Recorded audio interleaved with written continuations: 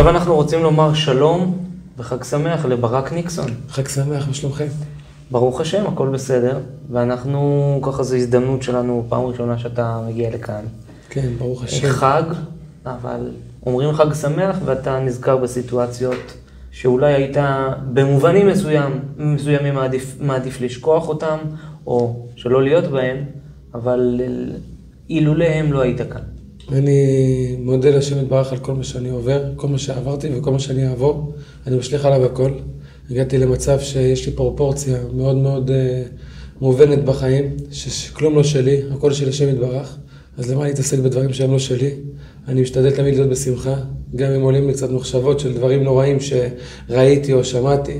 זה כבר לא עניין שלי, אני היום בתשובה, אני היום מודה לבורא עולם על כל הדרך שעברתי, ואני חושב שהכל היה מדויק כדי באמת לשבת פה עם פאות וכיפה על הראש ולגור במאה שערים. למי שלא מכיר, ברק ניקסון, איפה התגוררת לפני כן? בעפולה. בעפולה, ואתה ניצלת בטבח ביום שמחת תורה לפני שנה וחצי, ואתה זוכר כל רגע באותו יום. נכון. אני רוצה שתחזור איתי בבקשה לאותם רגעים דרמטיים.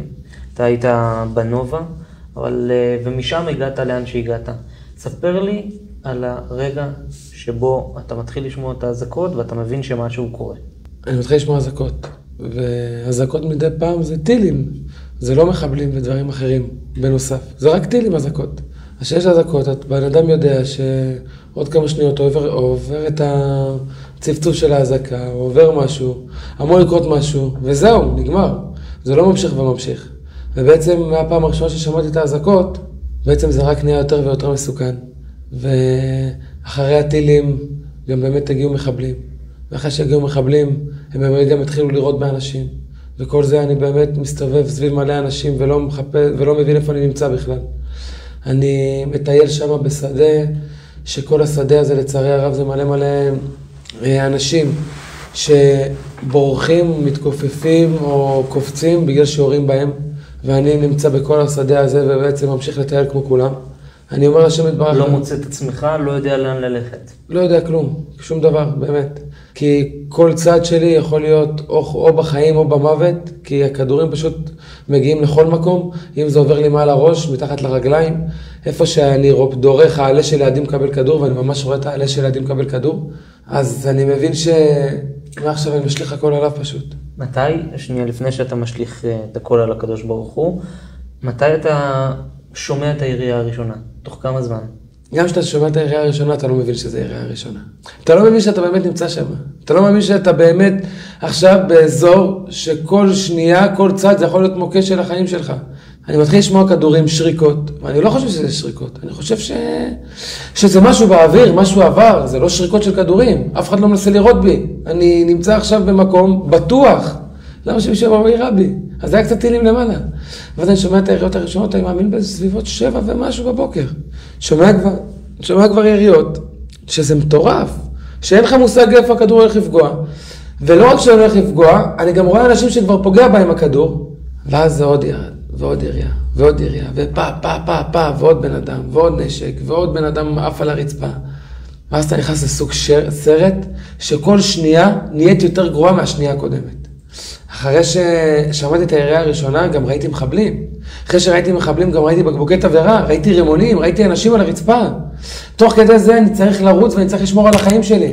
ואני צריך לראות איך אני מסתדר מפה והלאה, עם כל מה שראיתי עד עכשיו, עזוב מה שאני אמשיך לראות.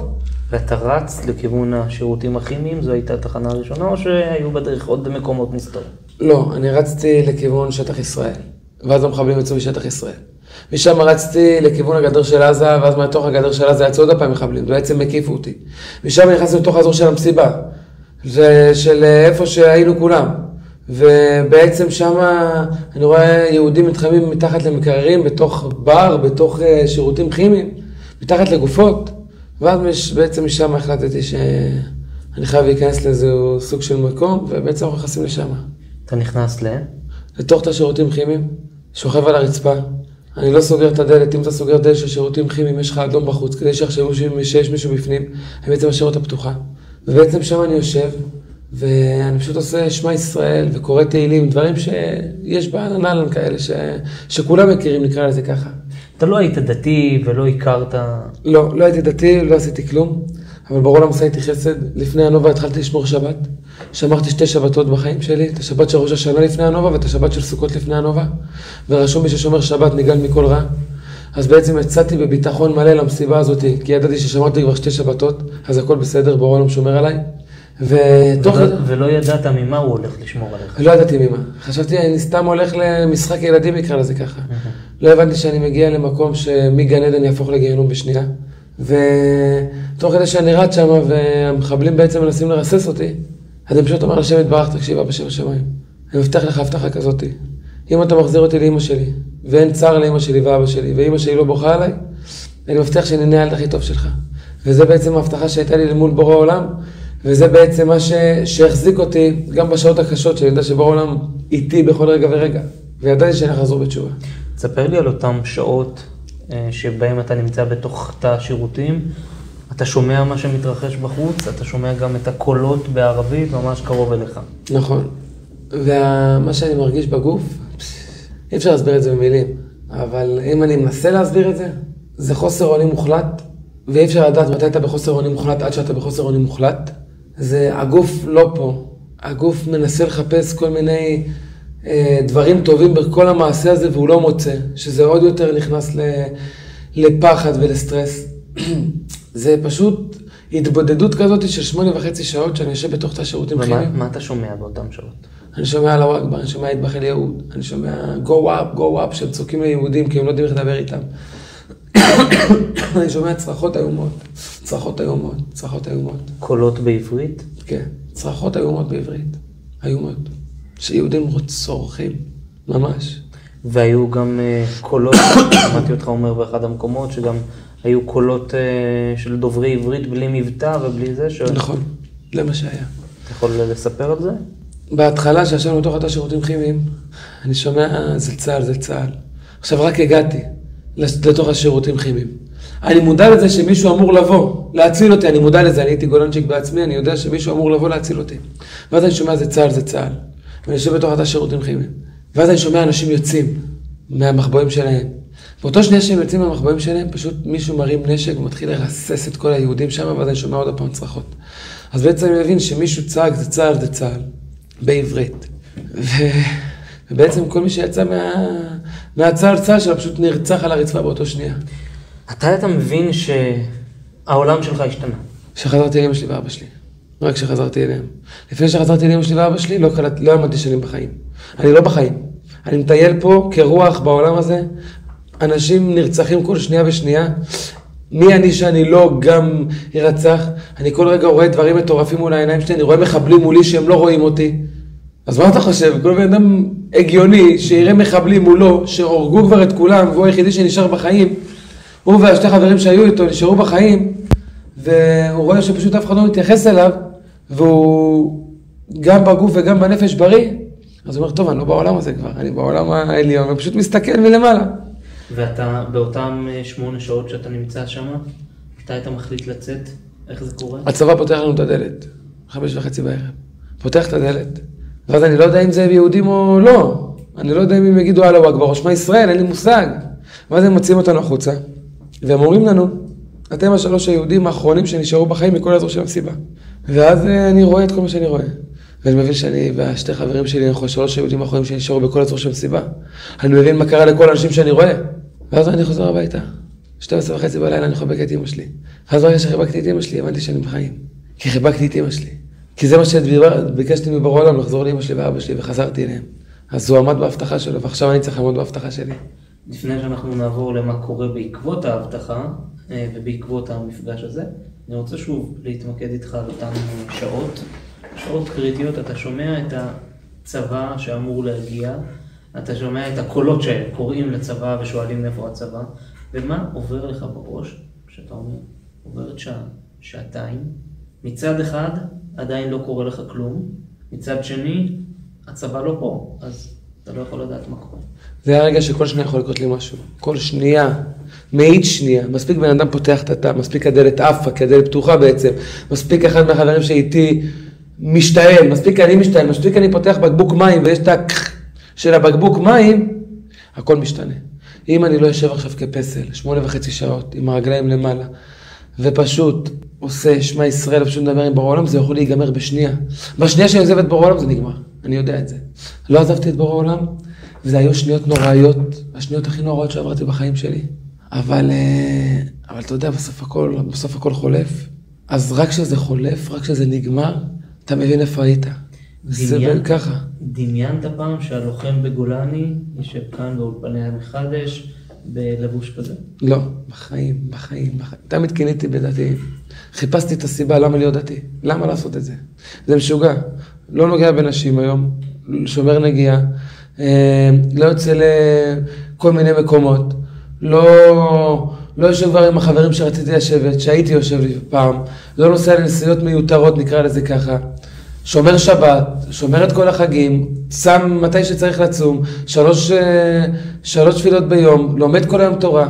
קיניתי, חיפשתי את הסיבה למה לעשות את זה. וברגע שראיתי את השם יתברך, הבנתי שמה שאני עושה עכשיו, זה כלום לעומת מה שאני אמור לעשות לו, והבנתי שכלום לא שלי. אז למה פשוט להתעסק במה שאין לי? אני מעדיף להתעסק במה שיש לי, ויש לי אותו. וזהו, ופשוט אני החלטתי להפוך הכל בשבילו. החלטת להפוך? מתי נופלת בך ההחלטה? זאת אומרת, גם כשאתה מחליט, ידעת ישר, אתה הולך לשים בגד חסידי ולגדל פאות, מה בדיוק? אני הבטחתי בורם שאני הולך להיות הילד הכי טוב שלו, ובורם שלח לי, שליח נאמן מאוד, הרב שלמה עופר, מבחינתי הוא קודש קודשים, הוא מרפא אותי, והוא הכיר לי את חסידות ברסלב, ואני זוכה ללמוד עם הרב תורה, ואני זוכה להתגורר אצלו בישיבה של סום הרום עיניכם, ואני זוכה כל יום שני להגיע לתיקון שלו, שהוא עושה בראשון לציון, ובעצם הרב הזה החזיר אותי בתשובה. הנובה לא החזיר אותי בתשובה, הנובה גילתה לי שיש בורא לעולם הזה. הנובה אמרה לי, הבטחת הבטחה לבורא העולם. עכשיו תעמוד בה. איך אני אעמוד בה? אין לי מושג. הכרתי את הרב שלמה עופר. והרב שלמה עופר, ברוך השם, הפך אותי לבן אדם שלומד היום כל תורה. בן אדם שעושה שעה ביום התבודדות. בן אדם שיוצא לכל הארץ ועושה הרצאות ומדבר איתם על איזה טוב השם, איזה טוב השם, איזה טוב השם. בן אדם עם פאות שהיום גר בחדר עם 8 בחורים, וזה הכי כיף לי בעולם. אתה אומר שאתה יוצא להרצאות וכל זה, אז רק בשביל לסבר את האוזן לצופים שלנו, אלינו אתה מגיע אחרי 2 הרצאות כבר, כן. ויש לך עוד בהמשך מהדרום ועד לצפון שם. נכון. אתה היום. נכון, ברוך השם. כן, ומה אתה עושה למעשה? אתה אומר, אתה יושב לומד. תספר לי קצת על החיים החדשים, איך זה עובד. קם בבוקר, הולך עם המגבת, אוקיי? כולי עם המגנים של החסידי והמגבת, הולך טובל במקווה, מסיים את המקווה, רץ לשחרית, מתפלל את מה שצריך. אחרי זה, שם את הרבנו תם עליי, לומד תורה, עד זיבות 5:30 בערב. 2 מתוך כל השעות האלה אני לומד עם הרב שלי. ממשיך, יושב, קצת אוכל, קצת נהנה עם החברים שאני גר איתם במאה שערים, בישיבה. ממשיך עם עוד קצת בערב, עוד קצת. אחרי זה יוצא לשיעורים בכל הארץ, והגענו כבר למקומות בעולם. ואני פשוט לא עושה כלום, חוץ מלדאוג להכניס אליי את בורא עולם לכל שנייה בחיים שלי. אני מחייך, אני נהנה. אני זוכה לעשות שעה ביום התבודדות, שזה מטורף. ואני זוכה להגיד לך שאני עושה שעה ביום התבודדות, בזכות זה שאני עושה התבודדות, שאני מבקש מהשם יתברך שיגיד לי את המילים הנכונות. אפשר לחייך, אתה סיפרת שאתה מחייך, אפשר לחייך אחרי כל מה שעברת, אחרי כל מה שראית שם באותו מקום? חייבים לחייך. חייבים לחייך, גם, לא בגלל שעברתי, גם הייתי עובר חס ושלום יותר גרוע הייתי מחייך. למה? כי גיליתי שיש לי את האבא הכי טוב בעולם. הוא הכי טוב בעולם, למה שאני לא אחייך? יש לו כסף, יש לו אהבה, יש לו בריאות, יש לו הצלחה, יש לו שמחה. יש לו רצון לעזור לי, הוא לא מקנה לי, הוא לא מטיף עליי, הוא לא מקפיד עליי, הוא הכי טוב בעולם. למה שאני לא אחייך? יש לי את האבא הכי טוב בעולם, גיליתי את זה שיש לי את האבא הכי טוב בעולם. עזבתי את כל מה שהייתי מתעסק בו פעם, והיום אני פשוט עם השם יתברך, אני והוא, יד ביד, הולכים בכל אורך הדרך. הוא דוחף אותי והוא עוזר לי והוא מרים אותי והוא הכל. אז למה שאני לא אחייך? איך מקבלים את זה במשפחה שלך? נכון, אתה יודע, נכון שניצלת והם קיבלו אותך במתנה, אבל עדיין זה שינוי קיצוני עבורם. הם אמרו לי, ביום שחזרתי, לא משנה מה תעשה עם עצמך, העיקר שאתה בחיים. ההורים שלי מאוד מאוד מאוד שמחים מזה שאני לא צריך כדורים פסיכיאטרים היום, או לא צריך לדבר עם פסיכיאטר, או לא צורח בלילה, או לא עושה קטני במכנסיים, שזה קורה להרבה אנשים שעוברים טראומות, זה קורה. אני פשוט לומד בישיבה, במאה שערים, ואני היום נהנה ממה שיש לי, והיום יש לי נחת רוח. והיום אני הולך לישון בלי דאגות וקם בלי דאגות. למה שהם לא יאהבו את זה? הם הכי אוהבים את זה בעולם. ההורים שלי גם מתחזקו עם זה מבחינת שבתות. אתה לא מתעורר באמצע הלילה לפעמים? אני מתעורר רק בשביל להגיד לבורא עולם אני אוהב אותך וחוזר לישון. באמת. אני לא מתעורר כי יש לי צרחות בלילה, אני לא מתעורר כי יש לי חלומות רעים, אני לא מתעורר כי מישהו מפריע לי, אני לא מתעורר כי אני מפחד לישון לבד. לא, אני לא מתעורר, ההפך, אני ישן טוב. וכל השנה שלי אני מדבר עם השם. וכל השנה שלי זה חלומות כל כך טובים. אז באמת התורה מרפאה. יש רגע שבו כל הזיכרונות חוזרים אליך? לא, אין רגע. שום דבר. זאת אומרת, התנתקת לגמרי ממשהו. נתקתי לא קשור אליי. בהרצאות שאני מעביר, יש הרצאות שאני מספר את הסיפור האישי, ואז נותן דבר תורה, ויש הרצאות שאני בא לנושאים מסוימים, כמו גמילות חסדים, כמו צניעות, כמו שבת, כמו כיבוד אביהם, כי יש הרבה דברים בסיפור שלי, שהם נוגעים לכיבוד אביהם. מה למשל? שרצתי ואמרתי ברור עולם, תשמע ברור עולם. אם אני חוזר לאמא שלי ואבא שלי ואין צער להורים שלי, אני נהיה הילד הכי טוב שלך. זה כיבוד אביהם. שהוא מטורף, שהוא יחזיר אותי לחיים. כמו שבת, ששמרתי 2 שבתות והשבת השלישית שמרה עליי. יש לי הרבה דברים בסיפור שאפשר לקחת מהם דברים. אני לקחתי מהם דברים רק אחרי שאמרתי את הסיפור הזה מלא מלא מלא מלא מלא מלא מלא מלא מלא, רק אחרי זה הבנתי כמה סיטואציות ברונה מציל אותי, איזה ניסים.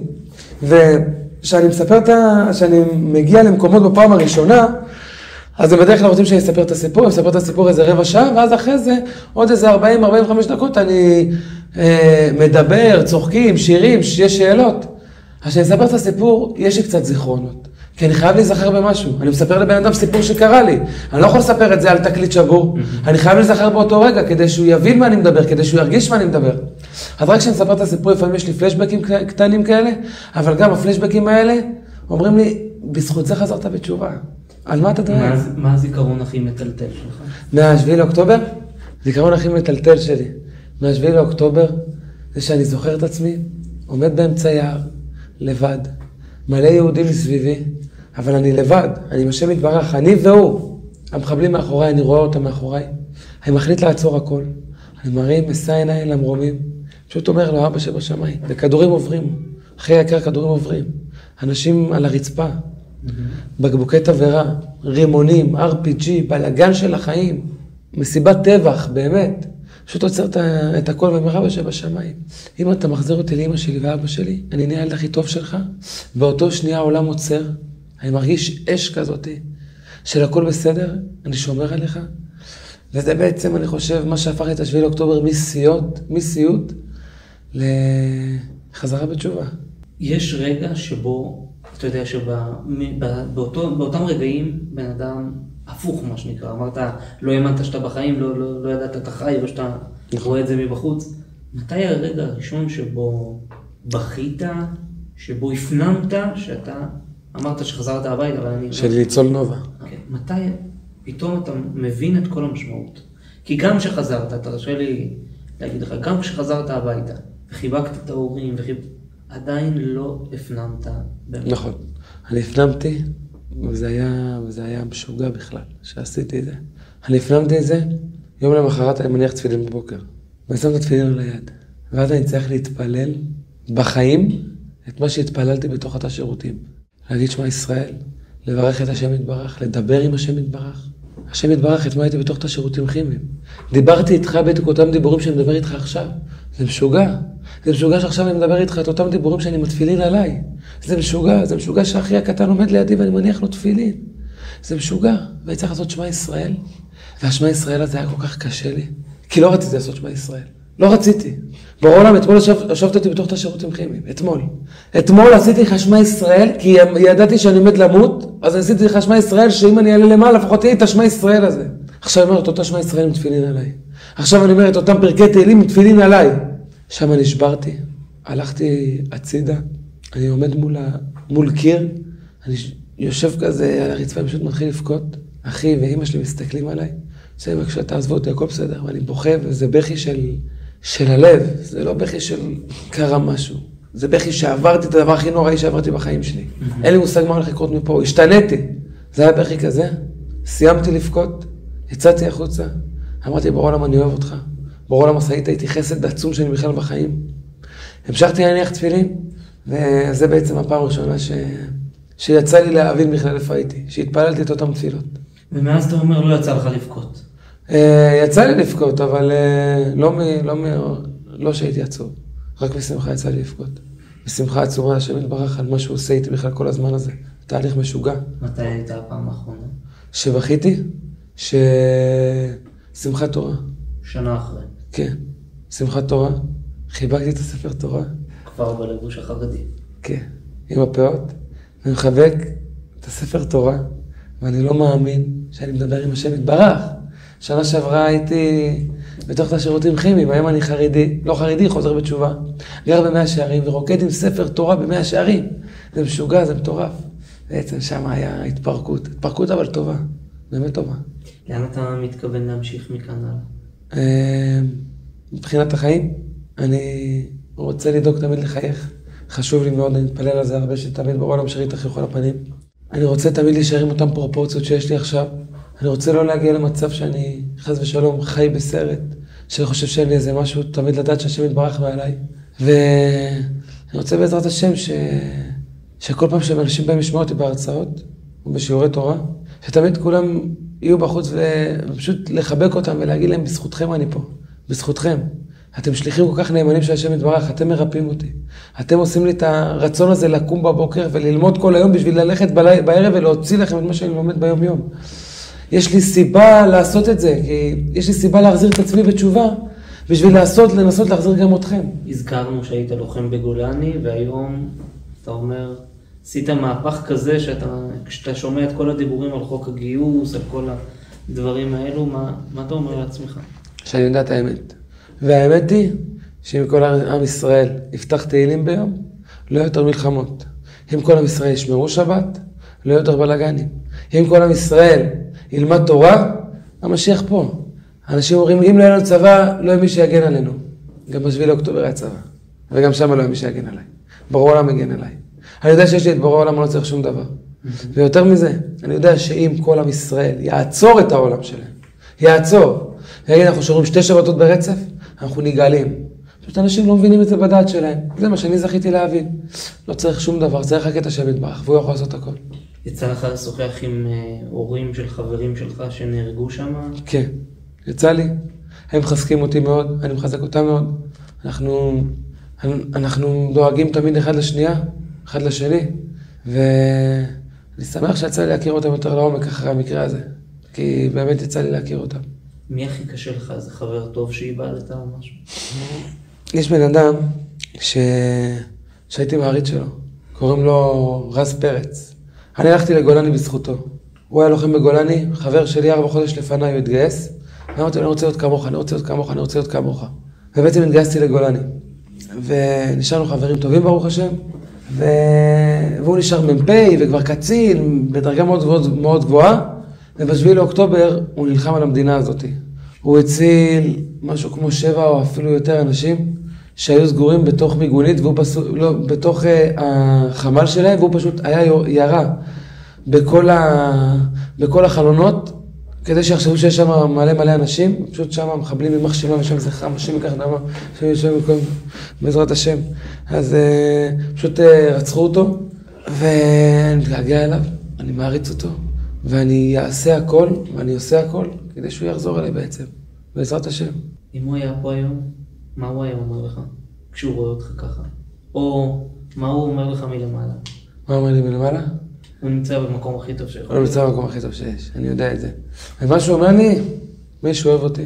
והוא אומר לי שהוא דואג לי עכשיו, הוא מחייך למעלה, הוא אומר לי, תשמע, ברק, הכל טוב, אני מבסוט פה, הכל בסדר, אל תדאג. אני הגעתי לעולם האמת, תאמין לי שאני מסתדר, והם בטוח שהוא מסתדר שם יופי. וזהו, בעזרת השם, שהוא יבוא אלינו משיח צדקנו, ונזכה לחבק אותו ולהגיד לו, תשמע, אתה גיבור אמיתי. מילה של אופטימיות, למרות שכל השיחה הזו איתך היא אופטימית מאוד, וככה מחייכת, למרות שעברת את הדברים הכי קשים שיכולים להיות. תחייכו, תמיד, ותמיד אם יש מישהו שהוא בעצבות חס ושלום, שיזכור שיש ניצול אחד מהנובה, שכל פעם שאתם מחייכים אתם מעלים לו חיוך, וכל פעם שאתם שמחים אתם משמחים אותו, וכל פעם שאתם מתחזקים אתם מחזקים אותו, אז קחו את זה לתשומת לבכם, אל תהיו אגואיסטים, תעזרו גם לי, תחייכו ותחייכו ותחייכו ותחייכו, ולא חסר לנו שום דבר בחיים, ולדעת שיש לנו את האבא הכי טוב בעולם. ברק ניקסון, תודה רבה שהיית כאן. תודה רבה. שיהיה חג שמח. אמן לכן לאמור.